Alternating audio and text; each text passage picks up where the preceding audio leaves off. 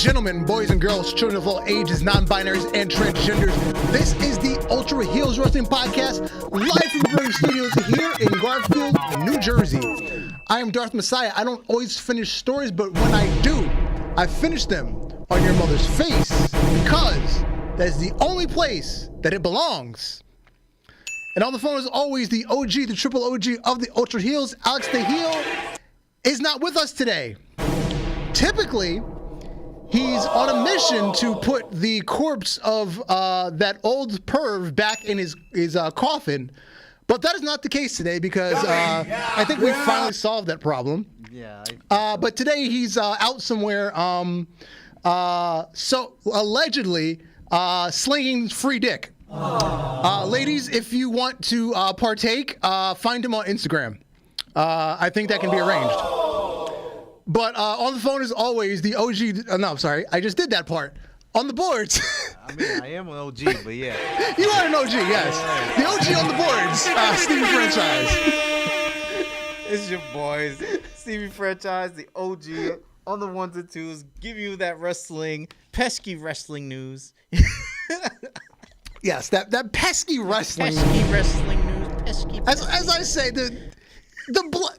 Go look at the quarter hours. Yes. The bloodline segments are all you need to watch. That pesky wrestling just gets in the way. It just does. Like, that's why we don't like AEW, man. That's all that. It's all pesky wrestling. We'll get to it. All elite pesky wrestling. We'll get to it. But the thing that's never pesky. Oh, never. Never, ever. Never, ever? Never, ever, ever? Never, ever? Cheeks of the week. Hey. Cheeks of the week. And we're going to kick off these cheeks in particular with a 4-pack. There is a 4-pack. It's a 4-pack of cheeks. This is the collab. Some would say 8-pack. Oh, yes, there are 8 cheeks. Yes, there are 8 cheeks. Yes. 8 cheeks, 8 boobs. Paige Van Zant put together this super collab, as she put on her YouTube page. Super collab. Paige Van Zant featuring Macy Estrella, the former Lacey Evans, Ash by Elegance, the former Dana Brooke, and Paige Van Zant's former MMA buddy, Hannah Goldie. Sounds like something else. Hannah Goldie. Yeah.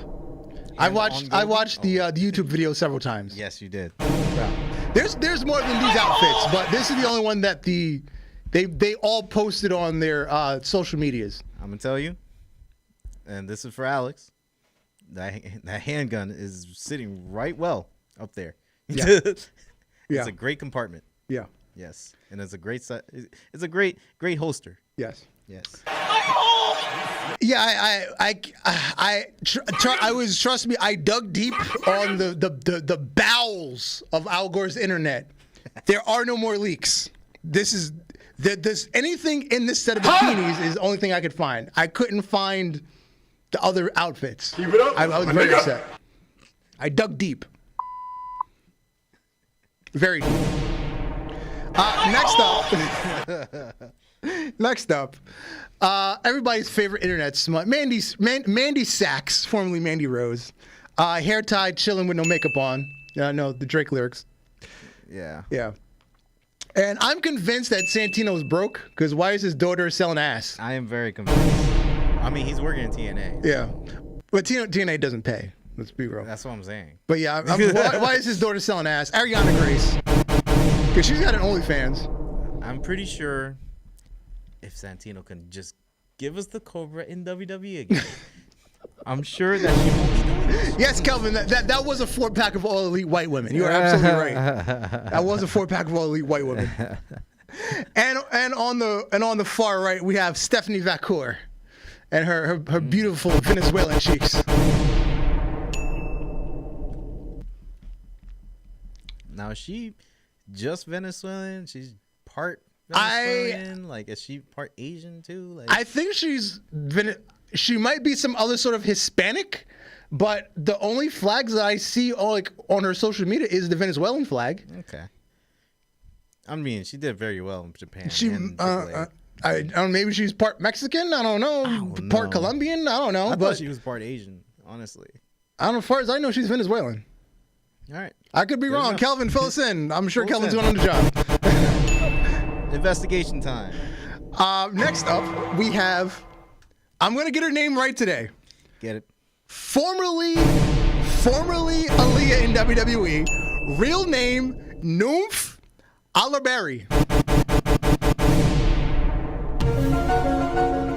Nymph Alaberry. That's her name on social media. She goes by her real name on social media now. Nymph Alaberry. Isn't she like Trinidad? No, she is some kind of Middle Eastern. Middle Eastern. She's some kind of Arab. Here's the funny thing. When she was in WWE, I could have swore she was like Dominican or Puerto Rican. That's what I thought, Or too. Cuban. I swore she was Or some half kind black. of Latino Caribbean. That's what I thought too. That's what I thought. But then I was like, wait, what? She's fucking Arab? Huh? Huh? And then we got the biracial baddie, Sol Ruka. And Maxine Dupree hitting those angles like she was taught. This is a good slide. Okay, hold on. I was slightly off. She is not Venezuelan. Stephanie Vacourt is Chilean and Mexican. Chile, yes. I was off by a country. She's from Chile. It's my country's rival. Okay. Chile. Great.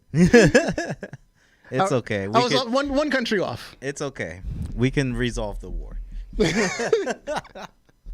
don't know. I felt like I read somewhere she's Venezuelan. But anyway, Chile. That's pretty cool. And now,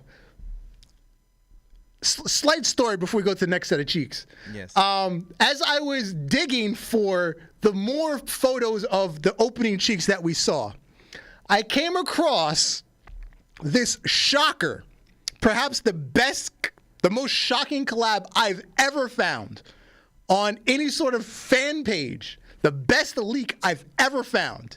It is Paige Van Zandt and her mother. Hit it. Hey. Mama out here selling ass with her daughter. And mama can get the whole pipe.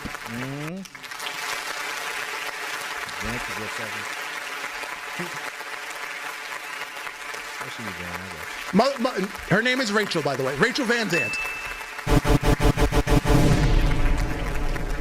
And Rachel does date younger men. Because there was a photo of her and a boyfriend, and he looked like he was about her age. Yeah.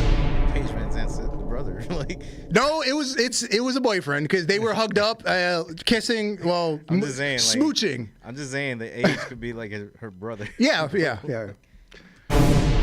So crazy. mom's is with it. Rachel Van Zandt, yes. Mm-hmm. Yeah, mom's is out here selling ass too. Okay, she looked good. Yeah, she does. She looks really good. Yeah, mom. I forgot where she's like 50. She's like 52, 51. Yeah. I see where Paige gets it from. Did you get it from her mama, or where she get her thighs from, or where she get her? Yeah. Fact check number 2: Nymph is Syrian and Iraqi. Okay. Yeah, there you go. All right. So there we go. There we go. We have our fact nationality fact checks of the day. Thank you so much. The commissioner is always on the job. He's always on the job. We could always trust our commissioner. Definitely the commissioner of the Ultra Heelz. One day we're gonna press up some T-shirts, and you're gonna get a T-shirt, sir. One day. It's gonna say the commissioner. It's gonna be gonna have his face on it. The commission on the back. Yeah. It's going to say the commission on the back. It'll just say fact check on the front. Moving along to Ultra Fantasy Booking. Last week was the final pay-per-view of 2024 for Dragon Force, as booked by one Alex the motherfucking Heel. Opening match was for the Evolve Tag Team Championships. Contenders AJ Styles and Maxwell Jacob Friedman took on champions Uncle Howdy and Dexter Loomis. Hey. And with 67% of the votes, we have new tag team champions AJ Styles, MJF. Match 2. Fucking mark! Match 2, we have for the IWGP Intercontinental Championship in a San Diego street fight. It was champion Kevin Steen in a triple threat against Jacob Fatu and Zilla Fatu. With 16% of the votes, we had Zilla Fatu. With 40% of the votes, we had Kevin Steen. And with 44% of the votes, hashtag and new IWGP Intercontinental Champion, the Samoan Werewolf, Jacob Fatu. I love you, Solo. I love you, boom. Gotta do that. I love you. Next up, for the ECW Television Championship, Kane took on challenger Drew McIntyre. And this was an Extreme Rules match. With 62% of the votes, hashtag and new ECW TV champion, Drew McIntyre. Match 3. This was in the women's division. It was an open challenge eliminator. Sky Blue, Mandy Rose, Lash Legend, and Chelsea Green. Mandy Rose only got 1 vote, by the way. We'll cover that. You ain't say it right, bro. You ain't say Chelsea Green. Right? Chelsea Green! There you go. Mandy Rose only got 1 vote. The winner was, with 46% of the votes, I didn't know there was that many fans of this person, Sky Blue. Hey. Is the open challenge winner. And I'm a fan. Immediately, the open challenge winner was met in the ring by the champion, Rhea Ripley. And Rhea Ripley won the title match 83% to 17%. So she retained her title. She retained the World of Stardom Championship. And in the main event, for the _1 contender for the WWF Championship held by Brock Lesnar, who's now a double world champion. He's also the champion over in Warzone. It was Joe Hendry versus Cody Rhodes. Cody Raheem Rhodes. I'm sorry. Yes, Cordarius Raheem Rhodes. Let me say his Christian name. And after the Undertaker came to the ring to interfere in the match, Joe Hendry is now the #1 contender for Brock Lesnar's WWF Championship. And that was best in the world. And now to close out the 2024 calendar year, we have One Night Stand, the crossover pay-per-view. Match 1, it will be a 12-man TLC trios match. So we have the Rascals taking on Undisputed Era, Cole, O'Reilly, and Fish. Taking on British Strong Style, taking on SCU. And the trio team that wins will have a 2-man tag team title match. If that makes any sense. Match 2. We'll try to see if it does. Match 2. This is a brand supremacy match. It will be champion Rhea Ripley taking on champion Bianca Belair in a last woman standing match. Match 3, we have Claudio Castagnoli taking on Will Ospreay in a Pure Rules match. Match 3, Lacey Evans with Mandy Rose in her corner will be taking on Hologram and his tag team partner in his first ever match, Tony Khan. This will be a handicap match. Lacey Evans versus Hologram and Tony Khan.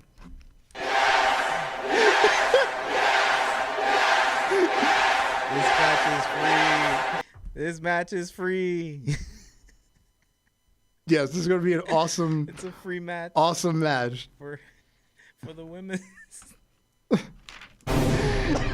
Match number 1, 2, 3, 4, 5. Match number 5 is going to be. Laughed that hard. Hold on. I got to write down the results because it affects the next pay-per-view. I'm sorry. Okay. Match number 5 is going to be a Survivor Series rule match. It's going to be, once again, a brand supremacy match.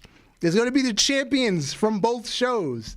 So representing Warzone is going to be Walter, the MLW Openweight champion. It's going to be Nick Nemeth, the WCW United States champion. And it's going to be Jimmy and Jay Uso, the AEW Tag Team champions, taking on MJF and AJ Styles, the Evolve Tag Team champions, taking on Jacob Fatu, the IWGP Intercontinental champion, and Drew McIntyre, the ECW TV champion.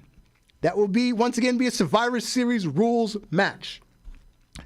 And in our main event for the Ultraverse Championship,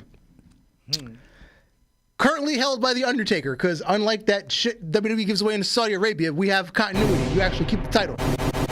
Even if you're not a champion, you still get to keep your title until you lose it. Because Undertaker was champion at one point, and that's how he won the Ultraverse title. I feel bad for Braun Strowman. Yeah. So Undertaker will be taking on Brock Lesnar since he is the sole champion because he's the double champion. Simple as that. Well, he can now be a triple champion if he beats Undertaker. And I wonder what will happen if we get to the next pay-per-view. The next crossover pay-per-view, and he has all the belts. It's like 2004 to 2008 all over again. But wait, we have a lights out match. The night is not done. We have a lights out. How do we describe this match? It is an Inferno Hell in a Cell match. The cage will be on fire. It'll be Uncle Howdy. It'll be Eddie Kingston, and it'll be Matt Cardona in a triple threat Inferno Hell in a Cell match. People that could survive this match, yes. And that will be one night stand. 3 people that could survive. Holy shit. Yes. This will be our lights out match. The cage is on fire. The cage is on fire. But there's a lights out match. It's Holy shit. Because it's unsanctioned because people might die. Yes, I see. That it's unsanctioned, so because people might die. Miyagi killed somebody. That's a spoiler. I'm sorry. But yeah, holy shit! It became fucking Kumite in the ring. Yes, the Indie King Matt Cardona, the Street King Eddie Kingston, and the King of the Dark Uncle Howdy. Whatever happens in Warzone, never talk about in Warzone. And that.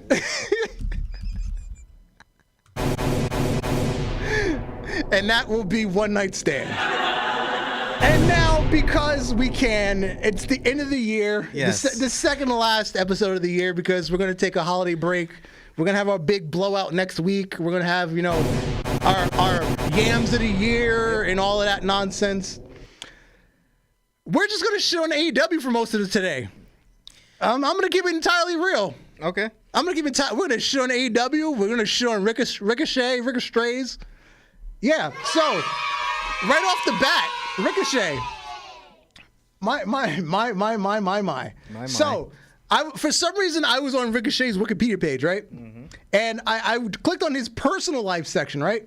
There's not really much about his personal life because who gives a shit? Yeah. But it mentions, after talking about Samantha Irvin, it talks about past relationships. He was in a relationship with Tessa Blanchard. Let's pause on that. Mm-hmm. Noted, alleged racist Tessa Blanchard.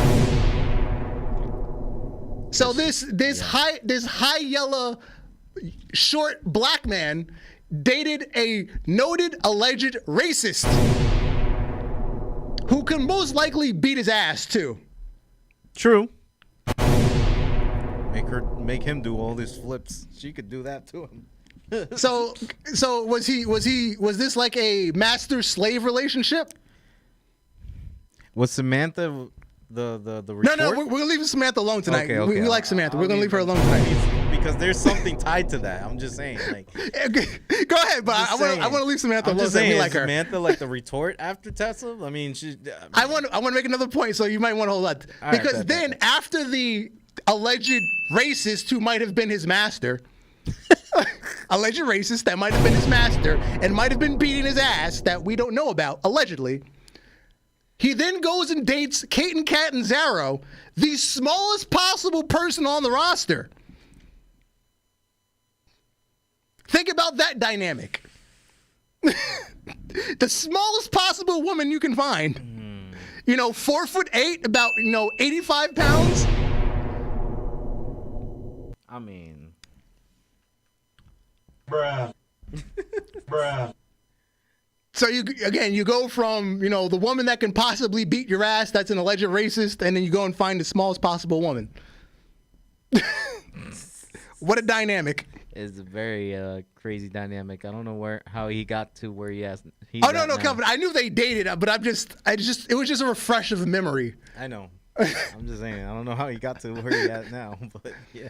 But then the Wikipedia page also goes on to say, Trevor Mann, because that's his real name, is a supporter of NFL Philadelphia Eagles. His favorite player growing up was Donovan McNabb. Donovan McNabb, who's famous for puking in the middle of the Super Bowl, and then they went on to lose that Super Bowl. You support a loser, sir. And guess what you grew up to be? A loser. Just like your hero. Your last name needs to be changed. Your last name shouldn't even have a second N on it. Your last name should be Child with 2 D's. No, he's a grown little man, like Kevin Hart. The Kevin Hart special, grown little man. So his nickname is Little Man. Grown little man. Moving along, there's more. He got himself in all kinds of trouble this week. Oh God, yes. He was on the Hot Tag podcast. He says, I'm not saying that I'm the sole reason. I'm just saying if there wasn't a Ricochet, there wouldn't be AEW. I'm not saying it's just me. It's the Young Bucks, Kenny Omega, it's Ospreay, it's everybody. But I'm just saying without Ricochet, there'd be no Ospreay. You know what I'm saying? No, we don't know what you're saying. Don't know what Shut you're the saying. fuck up. What the fuck are you talking about, sir? What is you talking about? What kind of drugs are you sniffing, smoking, whatever? What are you taking, sir? Oh, man. And then, He's got that Mercedes Monet syndrome right now, bro. you know what, Cal? Well, hold on, Cal. Did you get that from Wikipedia on the Katana Chance one? I don't believe she's that big. I think that's her work size. I think she's actually smaller because I think she said she's smaller. Tiny. Because if you go to when she was on Ninja Warrior, they have her listed as smaller. She's very tiny. I think that's her WWE size, 5 foot and 110. You know the camera adds like a few inches, right? Like, you know. Yeah, if you can WWE find what cameras. she was listed as on Ninja Warrior, that's her real size. Back to this schmuck. So our friends over at Sitting in Gorilla, I've recently made a contact with them. These guys are hilarious at Sitting Gorilla. Shout out to y'all. Yeah. They posted this old clip of a Ricochet promo Word, when I he saw was. this This was like really early in. I think it was Was it? Is the Which dude? Chikara. He was doing he had a match in Chikara with one of the dudes from Best Friends, Chuck Taylor. Chuck Taylor, yeah. It was a promo for that, right? So Ricochet's promo shows no growth because then right after they have in the clip they have a promo from like 2 weeks ago on AEW, right? Hilarious. So in my head, I'm like, I suddenly think Trevor was touched by someone at a wrestling show. Probably Joey Ryan. Joey Ryan, probably. Is he not been accused that fucking Me Too movement? He didn't make it out of that shit. I mean, the charges were dropped, but he didn't make it out of that shit. Nobody wants to talk to Joey Ryan now. Where is he? He's probably hiding somewhere in an island next to Diddy. Yeah. And the thing is, I almost feel bad for him at this point that I might want to forgive him. For what he is now? Yeah. I mean... Because, look, if he was touched, it's not his fault for how he turned out. It's not his fault. It's not his fault for that. It's not his fault for that. But... Because he just screams victim. Help, he screams victim. He was screaming victim last night. He screams victim. Like, in his promos, bro. He screams victim. He's screaming for help, and we just don't know it. And we're over here bashing him. He's screaming, yeah, because because he's saying the wrong shit. He's screaming for help, and we just don't know it. So him saying the wrong shit is just screaming for help. It's like I almost feel bad for doing all this because he might be screaming for help, and we just don't know it. Yeah, we probably don't. Still, that doesn't touch the fact that why the fuck he said this on radio. Like, well, he did not make these guys. Well, he's not AEW. AEW is still a Cody shit show Rhodes with made him in AEW. it. Cody Rhodes made AEW.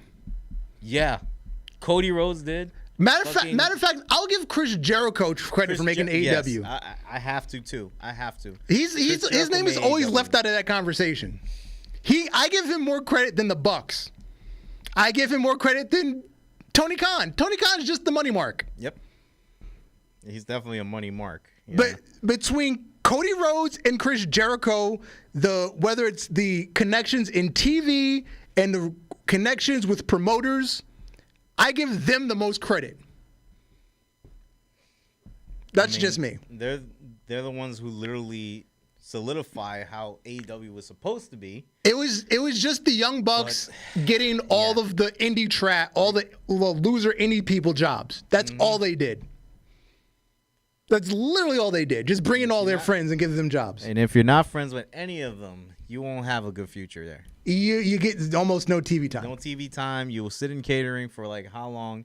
And you'll be next to Ricky Starks, who will still be there forever. Like, we'll get to Ricky Starks. Yeah. But one person I probably will never get tired of bashing on, Mercedes Moné, because now she's getting stretched out by young niggas, big young niggas. She calls this her yoga training. This ain't yoga. I'm sorry. This is not yoga. Why are you getting stretched out by a big nigga? She's gonna get stretched and then get stretched. Yeah, basically, yeah. Because this is her path to how you become a CEO. You run away from your job. Yes. You become conceited.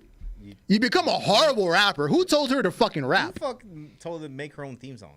Yeah, who told her to rap? Then you get a new job. Yeah. And then once you get that you got to get divorced, right? Yeah. And then then you become completely self-centered. That guy dodged a bullet, by the way. Yeah. So, yeah. But and the alimony. Oof. The alimony. City Boys up. City Boys up. Yo. He's getting paid from WWE and AEW. City Boys up. Get your money, homie. We with you. And now she's getting stretched by big niggas.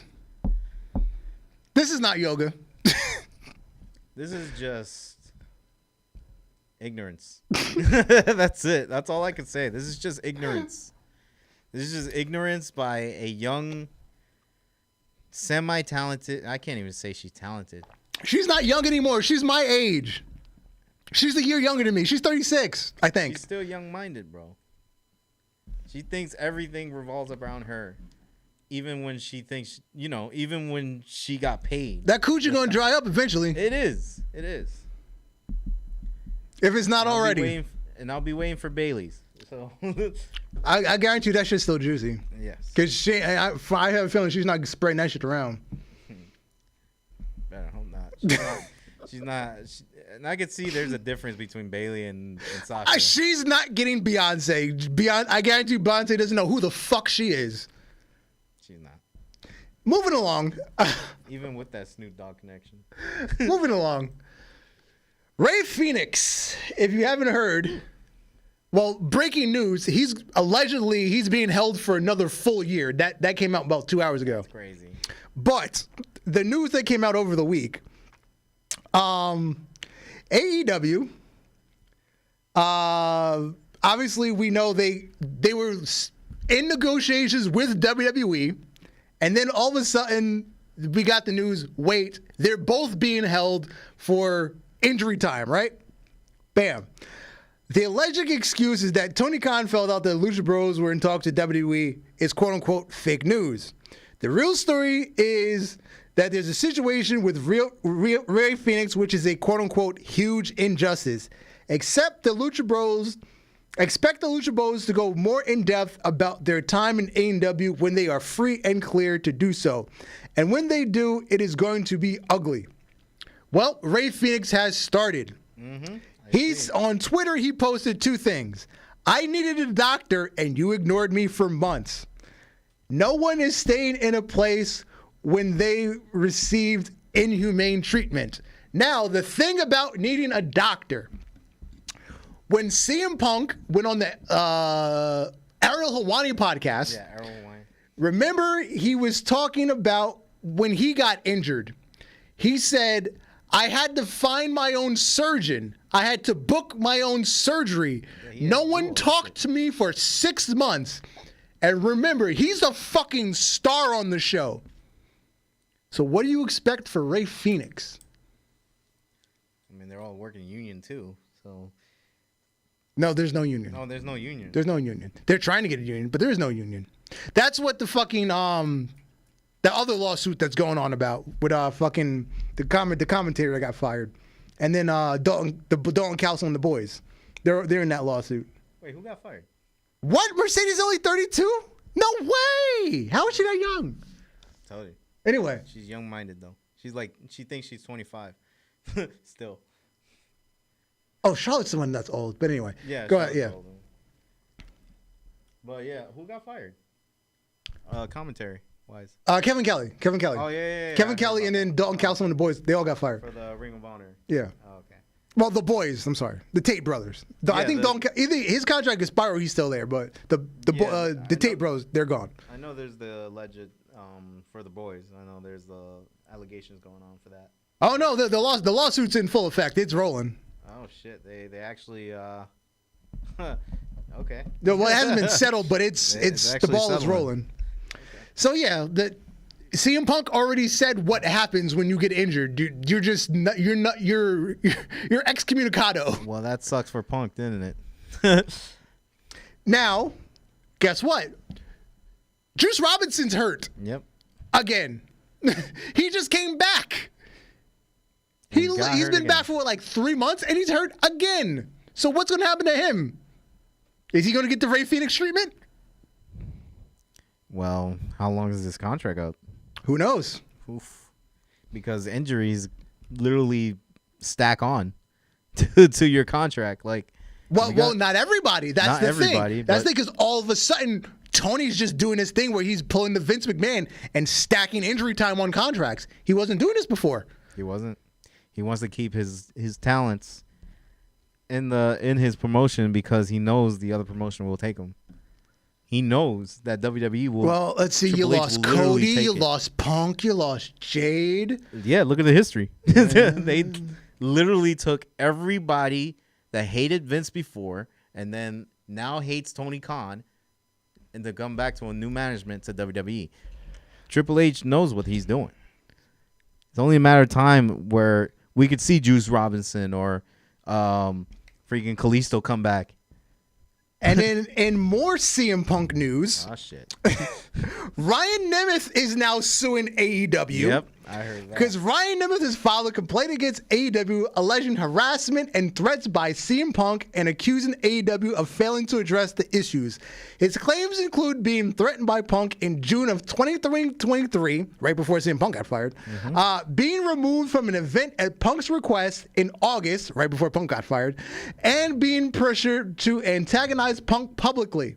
Yes, he did. I do remember that. I did. News says AEW sidelined him, ignored creative pitches, and failed to take an action despite his repeated complaints. I think I remember this. His contract expired in March 2024 following his last appearance in November of 2023. Sheesh. AEW that's what, again, when Tony doesn't want to deal with you, you just sit home for months at a time. His last appearance in 2023, AEW offered him a settlement tied to an NDA. Tony loves those NDAs. Yes, he does. Which was later like Vince. withdrawn. Nemeth, who sought mental health support over the ordeal, is advocating for policy changes and financial compensation while expressing apprehension for some AEW personnel who supported him during the dispute. So, I think he's confused about what actually happened with Punk because Punk, of course. it's probably like the backwards Jack Perry syndrome. There's somebody there that was willing to lay down the law, and you weren't used to that. But again, he's saying he was pressured into bad talking Punk. So you were confused about what was happening. Punk was there, he was willing to lay down the law, but at the same time you're being pressured into bad talking Punk. So he didn't know which side of the fence to land on. I think that's what happened. So if that's what actually happened, it makes sense. It would honestly make sense, because why is my career on the line if I don't back up, if I just bash this guy? Because I was under the impression that Punk and Nick Nemeth are pretty good friends. Pretty good friends, yeah. Because so I'm like, so Punk's screwing with his little brother? I don't think Punk's going on his way to screw with his little brother. I think there's something fishy going on. Yeah. Definitely. Yeah, so I'm pretty sure somebody was fucking with Ryan Nemeth to try to get him to go fuck with Punk, and he just got lost in the sauce. Shit. And Nick Nemeth didn't even say word on this yet. At the time, he was still under a WWE contract, so. I mean. Because remember, he didn't leave until late last year. Or was it early this year he left? But the thing is, he had time to talk about it. Yeah. He definitely had time to talk about it after. This is like a whole year. Yeah. And a half, I think, because, Well, that was that. Now, moving along to Ricky Starks. And Kelvin just mentioned Willie Mack is now getting the Ricky Starks treatment. But, so remember a couple weeks ago, Ricky Starks was at a GCW event. And Tony didn't like what Ricky Starks said in the promo. So he pulled Ricky Starks from all future GCW events. So this week's match against Matt Cardona is not happening. And meanwhile, fucking Matt Cardona showed up in fucking AEW. We'll talk about that in a couple minutes. So all of a sudden, Ricky Starks is going to be at a House of Glory show in January. How long until he gets pulled from that? Yeah, right? Shit. If he does another promo, he probably gets... Ricky Starks is like forever in witness protection. Man. Free Ricky Starks. Hashtag free Ricky. Yeah. Hashtag free Ricky Starks. Free my guy. Free my guy, yo. Free my guy. He's in jail. He's in wrestling jail. I feel like we keep talking about, his contract should be up soon, but it's been fucking like 4 months now. 4 months. It was supposed to be up in like August. It was supposed to be like right after All Out. And he's using all that fucking injury time. No, he hasn't been injured. That's the thing. He's not injured. No, not him. I'm just saying Tony Khan is using all that shit to fucking extend his time. There's nothing to extend him on. He has not been here. He has not been injured. Why the fuck is he still here then? We don't know. There's got to be a tie to something, bro. I don't know. It has to be a tie. Maybe he has fucking photos from one of the Coke parties, allegedly. Oh, God. Which actually is weird because that should work in the opposite direction. Yes, exactly. Because the only white line that he goes through, that Tony goes through, is on a table, like, after he's cut it. Fucking damn, bro. Anyway, Eric Bischoff, he got into the fun. He said on his podcast, they're horrible. I've given up. You know what? I used to get really frustrated with them because I actually hate seeing people screw up good opportunities. I know what it feels like, and I don't want it to happen again. I know what that feels like, and I know how hard good opportunities are to come by. So when you see somebody shooting themselves in the foot day after day, week after week, and everything in every possible way, it's frustrating for me, and I would like to vent that frustration. Now it's just like, yeah, whatever. It is what it is. There's no hope for them. Nothing's going to turn the company around. There's no light bulb that's going to go off in anybody's head and realize, oh, this is actually getting people to watch TV. They have no idea about what they're doing, and they're too stubborn to learn. It's crazy that you hear it from Eric Bischoff, the man who's literally seeing deja vu right now. But he even said this before AEW existed. Yeah, he says, I've learned from my mistakes that I made with WCW. If I could go back and fix the things, I would fix them. He said that before AEW ever existed. Mm-hmm. He was saying this stuff in like 2008. He was saying this stuff in like 2012. Years before AEW ever existed. So now that AEW does exist and they're making all the same mistakes that he made. Exactly. Come on now. It's like he's seeing deja vu right now. Like, Eric Bischoff is the only one now. Well, not the only one now, but he was the only one that knows about this pressure. Knows about losing a company. Paul but Heyman he's not too. Rich. Paul Heyman too. But the thing is, he's not rich. That's just the thing. That's the only thing. So what I get mad about is when the AEW marks were like, oh, the company's only been around for 5.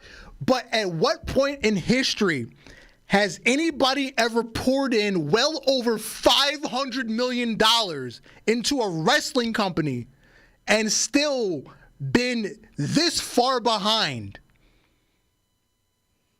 I can only think of like TNA. Or Not even. Not even. But they were close to It wasn't until the Anthem deal where they got a quote unquote big budget, and then very quickly they pulled the pocketbook back. It was like, nope, we're not spending this money. Yeah. See, because TNA was the smart. whole time Dixie's parents were paying for it, they were getting like small chunks of money at a time, and she was spending it too fast instead of stretching it out over time. That was the problem when Dixie was in charge. And then Anthem came in, it was like, okay, here's a big budget. And then they're like, Billy Corgan came in? No, Billy Corgan's later on. Oh, okay. Billy Corgan, and then Billy Corgan even last very long with the That was a horrible era. Yeah. Billy Corgan to own anything is horrible. Well, he's actually done okay with NWA because he's kept it as a small entity. He hasn't trying to blow it up. He kept it. I'm glad, but it's just like it was still bad. And to prove Eric Bischoff's point, this graphic here, coming from WrestleNomics, run by Brendan Thurston Howell III. We can do the next one. That guy is a wolf. So, in the last 6 months, AEW has had 13 of their lowest rated episodes ever. Oof. Now, if you want to take out the episode in June, the episode in July, and the episode in August, we can cut it down to the last 10 weeks. Sorry, not 10 weeks. The last 12 weeks. 10 of the last 12 weeks are the lowest rated episodes. Oh, my God. Because it would start in the middle of September. This fucking show sucks. Yeah, so if you take out June 19th, you take out July 31st, and you take out August 7th. You want to take those out, it's everything since September. That's still bad. Yeah. Those are all the lowest rated episodes. When you take those 3 out, it's literally the last 3 months. That's still bad. So what is wrong with this show? Everything. Moxley. Orange Cassidy. It's Moxley. Since Moxley has become the focal point of the show. And Orange Cassidy, I'm saying. Well, yeah, eventually it became about Orange Cassidy too. Mm-hmm. But this is since Moxley's taken over the show.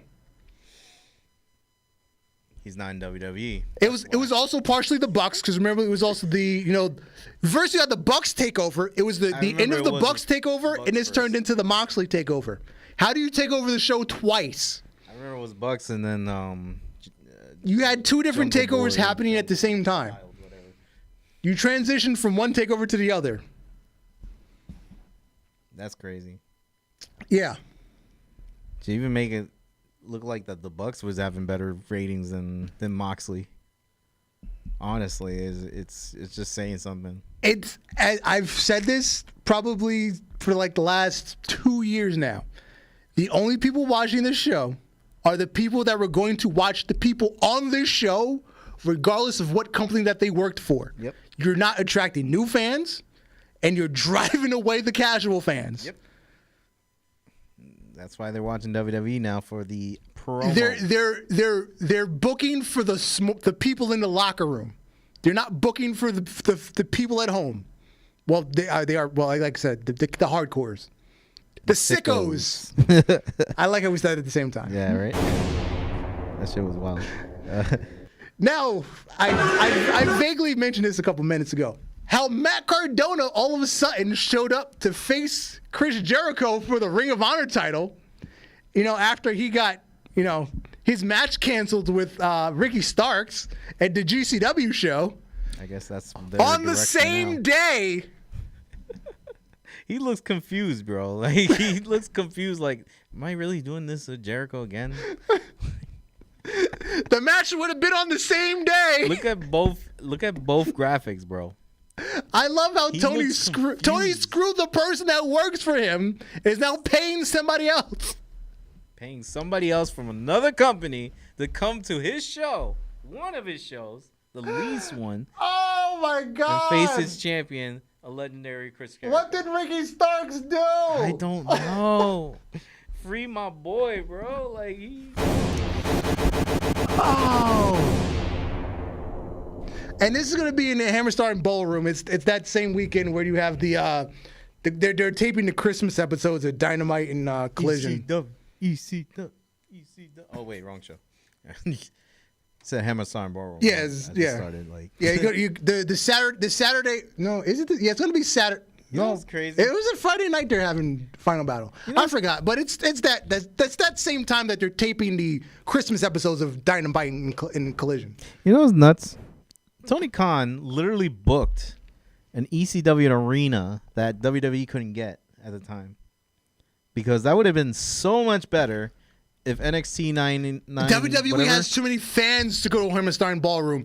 Do you know, for Survivor Series, WWE had to get rid of their set to put more seats in the building. If you noticed, they had that little entranceway with just like the thing on the wall.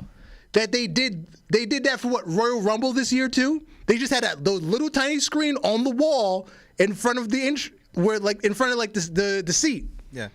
Because they had to put more people in the building. Because they need to sell more tickets. So meanwhile, AEW is canceling stadiums, going to smaller buildings, and still can't fill the smaller building. They can't fit that Hammerstein WWE is getting rid of their stage to make more seats. This is the world we live in. Where WWE is winning, AEW is losing. That's crazy, man. If you never told me that Vince left a long time ago, I think WWE has already won. Go back to speaking of, because obviously we have Saturday night, main event coming about. Of course. What did Saturday night main event look like back in the day? They did not have a stage. It was literally just an arena with a little entranceway, and the guys come out. That's what we have to go back to with WWE now, because they're filling the fucking building to actual capacity. Yep. Not just wrestling capacity, to actual capacity. Because they're getting rid of the stage to use all the seats. Make it combine with like sports, with other sports capacities of like football or baseball, whatever. You can bring that next picture up. They fill that shit. What happened to Jamie Hayter? How did she go from like cute buff chick to femboy? She's cute buff chick on the left, and now she's like Becky Lynch femboy on the right. What the fuck happened? She does look like a guy. Because she posted this like a couple days ago on social media. I was confused. I was like, is that her? Like, is she like dating like a manly person? I was like, oh wait, no, that is actually her. I was so confused. Like I said, since she's come back, there's just something missing. Jesus! Like she's not all like I like her in the ring, but there's just something missing. And then again, on the left, cute buff chick. She's got some shoulders, she's got some biceps, but she's still cute for a buff chick. Doesn't bother me. She got so pale, too. She's not tanning. Yeah, I'm like, okay, well, something happened. In some positive news, one of the best comeback stories ever. Big Cass, Big Bill, William Morrissey. He's gotten married to Lexi Nair. He's turned his life around. He kicked his habit. Can't say the same about Enzo because you and Marv personally met Enzo. He's I didn't. Marv mostly. He's he's and I know somebody that is a neighbor of him. He's been banned from every gym in Bergen County and loves Jesus. He's banned from pretty much every gym in Bergen County. That's why he had to open his own gym. And the feds have been in there several times on some allegations. Dude didn't even dress up for his fucking best man's wedding, bro. He came in his actual wrestling attire. But respect the Big Cass. Beautiful comeback story. He's turned his life around. 7 foot tall. And you can't teach that. You know? Beautiful comeback story for him. Great story. I love it.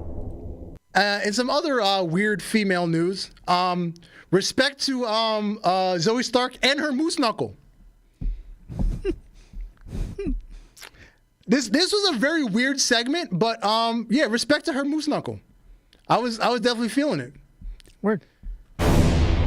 I believe she's bi. I know she's dating a dude right now, but I believe she's bi. She's bi. Yeah.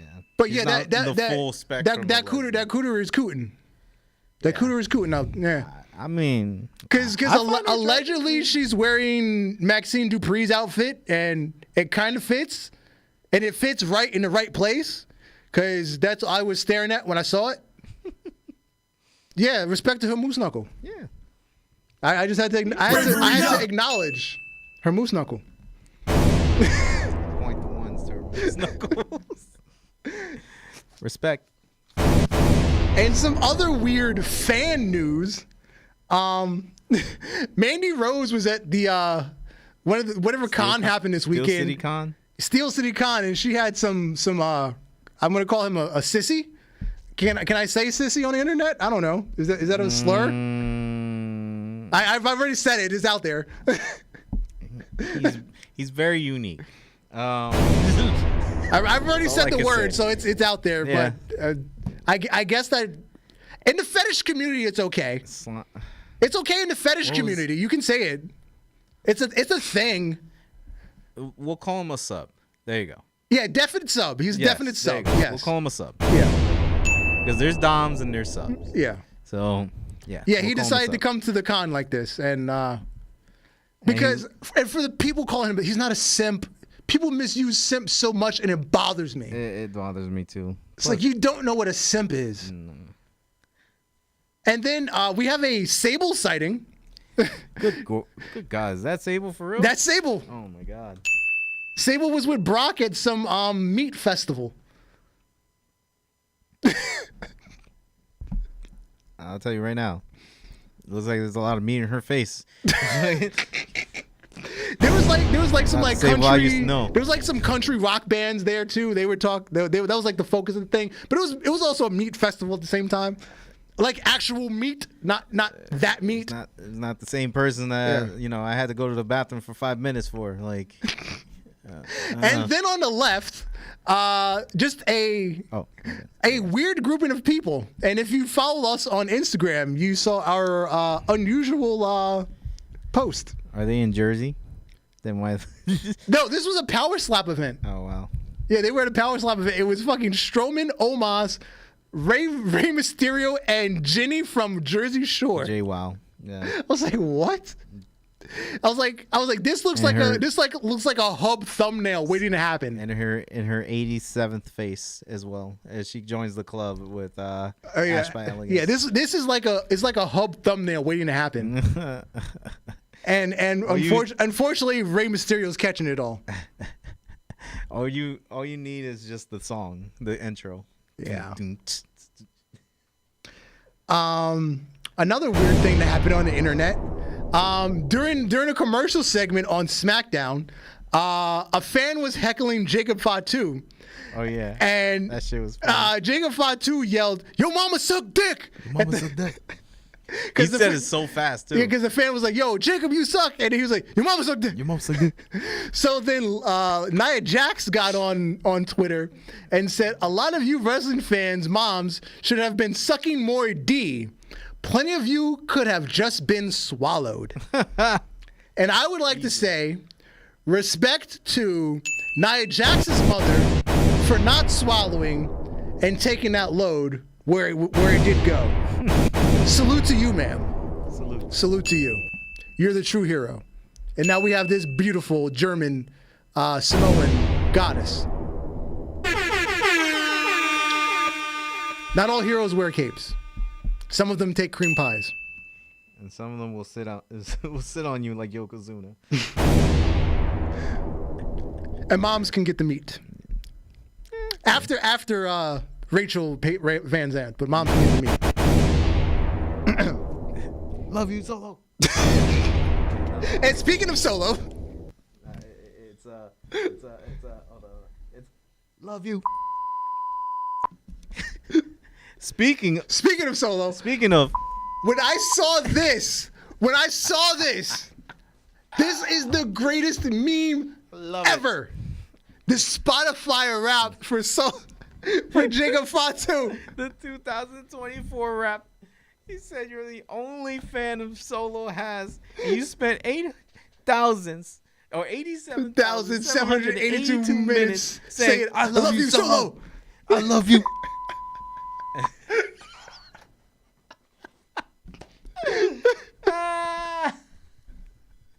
This is the greatest meme. Love it. Oh man. All right, next week, people gotta remind me though. Next week we're putting that sound bit in. I love you, Solo. I love you, Solo. We're gonna do Solo and the censored version. I love you. I love you. Oh my God. And in some other weird WWE news, this. they have a new show coming on A&E called LFG, Legends and Future Greats. LFG, which will feature a new competition series that features in-ring matches along with a behind-the-scenes look at rising talent vying for a coveted WWE contract, being mentored by WWE legends such as Bubba Ray Dudley, Mickey James, Booker T, and the iconic Undertaker. So, tough enough. Pretty much. I was gonna say they replaced Table for 3 for this, I guess, because I felt like it was a Table for 3 thing, but no, I guess this is like tough enough. It's tough enough. Yeah, it's tough enough. It's a better version of tough enough. Legends, Future Greats. Yep. Legends and Future Greats. Legends and Future Greats. Okay, I dig it. Yep. So that's coming soon. Early next year on A&E. The logo's green too. That's crazy. And it won't be on Spike. So, yeah. Aww. And now, your tribal chief is making $15 million a year. I had a quote. I seen a quote that our tribal chief has said one day. Go ahead. He said, "I make 10 times, or I work 10 times less than you, and I still make 10 times more than you." And this is the example right here. Yep. This is the example. How long have we not seen Roman Reigns in the ring yet? Like ever since Survivor Series? Actually, he's worked the last 2 pay-per-views. Yeah, but pay-per-views, Yeah. not shows. Shows are The promos. last time he had a TV match was last year Christmas, which was the tag match him and Solo against Cena and Cody. That was the last TV match he had. It was last year Christmas. And every week, what does he do that's not a pay-per-view? He don't fight. Yes, he does the promos. The highest ranked segment on TV. $10 million 15. out of that 15. Let me finish. Okay. $10 million out of that 15 is because of promo. This is base salary. Add in merch and pay-per-view bonuses. Because you cannot get $10 million worth of promo from any other superstar. I'm sorry. You can't get it. Not even CM Punk. Again, this is base salary. Add in pay-per-view bonuses, add in merch, and add in Mania bonus, which is even bigger than pay-per-view bonuses.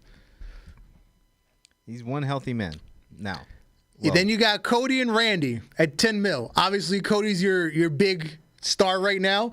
Randy's been there forever. Forever, ever. He's still doing this shit. So. And yeah, he didn't sink. He didn't left shifts. So, he didn't go to other shows. So that's why he should be paid. Mm-hmm. Obviously, Randy and Seth Rollins and Drew, you're pushing big time, and Kevin Owens, you're pushing all three of them big time. So they should be pretty high up. CM Punk came back. He's an attraction. He should be pretty high up on the podium toll. Finn Balor, quiet as kept. In their eyes, he's a main event guy. And coming up next year, apparently he's getting a big push. It looks like he's getting it now. This is the start of it. Yep. Next year, he's going to be getting a big push. So we can declare him the leader of the Judgment Day. Correct.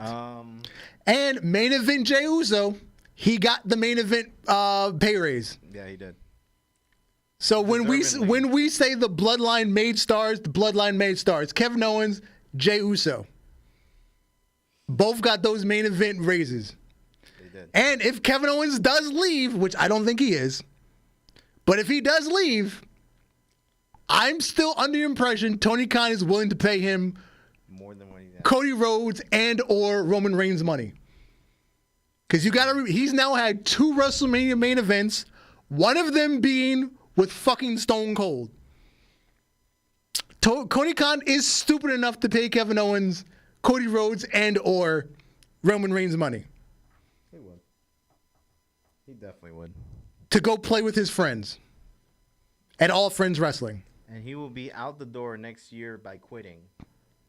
No, he's going to be sitting at home doing nothing. Either that or he's in a pay-per-view where he's going to get the Roman schedule too. He's going to have a match, have like 2 promos, and then sit at home for 3 months. And then come back and do it all over again. My thing is he's going to be the new CM Punk if he does that. He's going to be the guy who somebody gets him mad. For real. Over little childish shit, and he's going to punch somebody in the face. That's Kevin Owens. Yeah.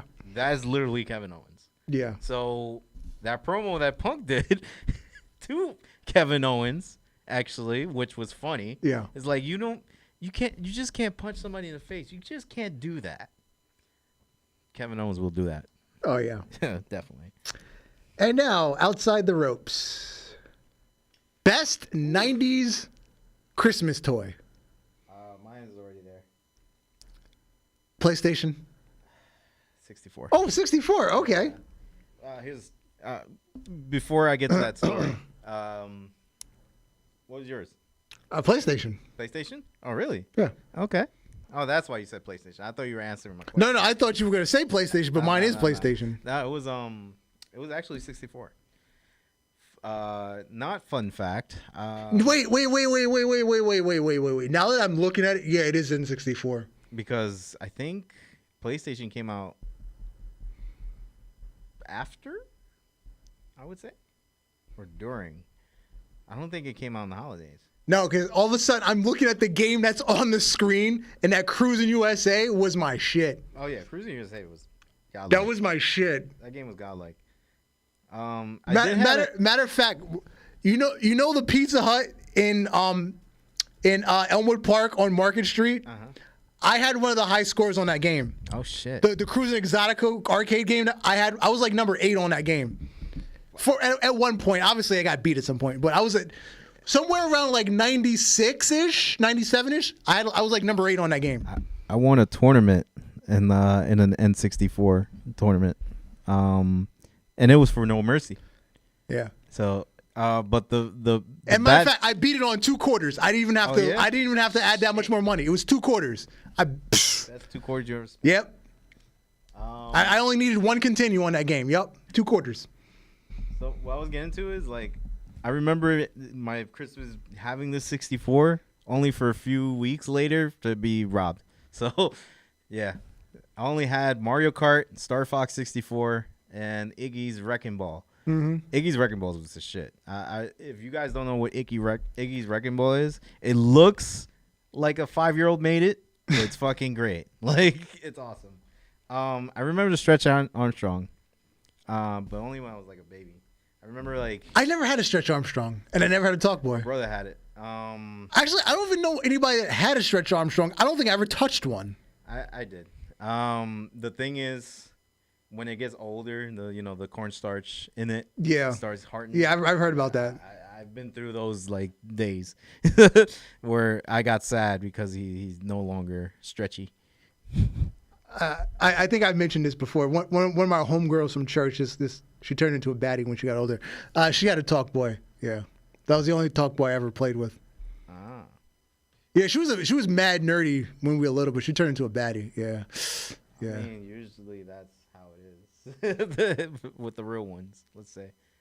Yeah, she's a Word. Yeah, well, it's time to get out of here. Hey. I've been Darth Messiah. I'm gonna sign off for Alex the Heel. J-Kid. Good night to all. All a good night. Once again, tune in next week for the end of the year spectacular, Yams of the Year, all of that good stuff. And we out of here.